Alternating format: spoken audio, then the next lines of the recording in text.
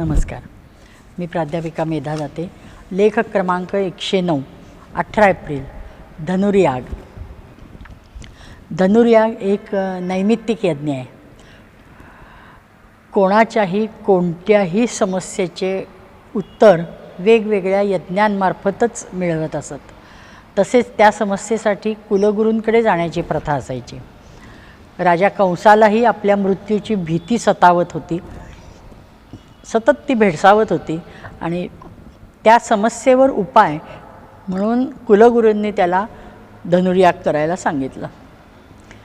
आणि म्हणून महाभारत ग्रंथात धनुर्यागाचा उल्लेख त्यासाठी केला आहे आणि त्याच्यात विस्तृत वर्णन केलेलं आहे की ते कसं सांभाळायचं, ज्यावेळेस धनुष्याची पूजा करायची, यज्ञकाळामध्ये ते सुरक्षित ठेवायचं, त्याला कुठलाही त्याच्यावर आघात होणार का नाही म्हणजे होऊ नये याची काळजी घ्यायची, सुखरूप आहे का नाही हे सतत बघत राहायचं वगैरे वगैरे अटी घातल्या. आणि फक्त यज्ञ करून फळ पदरात पाडून घेतले की बास एवढं ठरलेलं असतं. पण अतिशय मृत्यू काय म्हणतात त्याला, आ बैल मुझे मार, तसंच झालं आहे. उतावळा झालेला असतो कंस, सतत त्याला एकच दिसत असतो, कृष्ण हा देवकीचा जो 8वा गर्भ आहे तो सारखं त्याला दिसत असतो, खुणावत असतो. असं वाटतं त्यानेच आपलं प्राक्तन ओढवून घेतलं. आणि मग त्याने यज्ञाच्या निमित्ताने कृष्णाला यज्ञाला बोलवायचं ठरवलं आणि त्याला सांगितलं की सन्मानाने आणायसाठी मी रथ पाठवला आहे, मी तुला सन्मानाने घेऊन जातो आहे, असं अक्रूराला पाठवतो आणि सांगतो की मी त्याला सन्मानाने निमंत्रित केलं आहे असं तू त्याला सांग. अक्रूर त्याप्रमाणे जातो, त्यांना घेऊन येतो. बलराम आणि कृष्ण यांना पाचारण केलेलं असतं.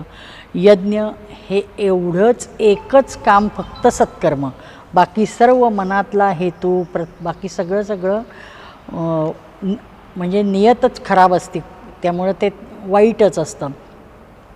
ह्या यज्ञामध्ये करायचं काय या धनुर्यागात, कारण नुसता धनुष्याच्या प्रीत्यर्थ यज्ञ करायचं काय, त्यांनी त्या धनुष्याने उत्तम कर्म करावं, तेज दाखवावं म्हणून त्याला त्या प्रसंगी महारुद्राचे हवन करायचे ठरते आणि ते तसे केले जाते. यज्ञ दर्शनाला श्रीकृष्ण बलराम जे काही ठरवलेलं असतं त्यावेळी येतात. कंसाला वाटत असते तसाच प्रतिसादही देतात. सर्व व्यवस्थित जाणत कुतूहल दाखवतात, बापरे कशी आहे प्रजा, केवढं राज्य आहे, अरे अरे अरे वा वा असं करत फिरत असतात.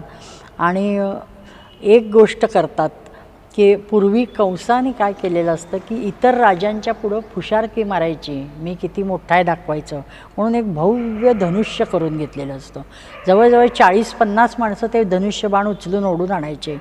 ते आपलं त्यांनी मांडलेलं असतं पूजेला.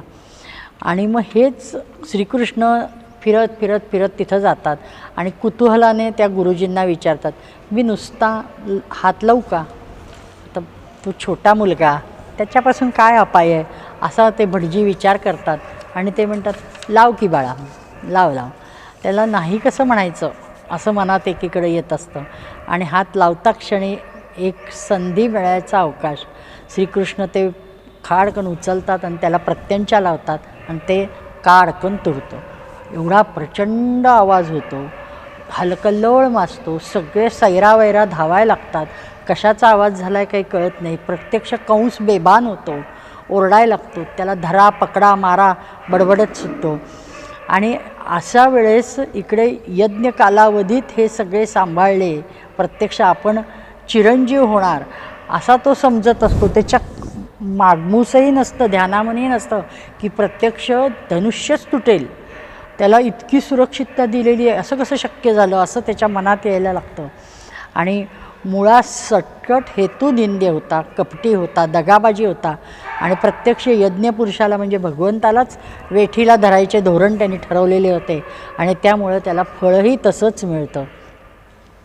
ते राजा तो कृष्ण त्याला सोडून पळत जातो एकदा ते भरल्यावर आणि कंसाला पकडतो, त्याची फजिती करतो, त्याला आपटतो जमिनीवर. जसं आठवतो की देवकीची 8 मुलं गरगर गरगर फिरवून आपटून त्याच्या डोळ्या देखत माझ्या मातेच्या मारली हे त्यांनी ऐकलेलं असतं, त्याला माहिती असतं. म्हणून तो त्याचे केस धरून त्याला गरागर फिरवून त्याला आपटतो आणि मारतो.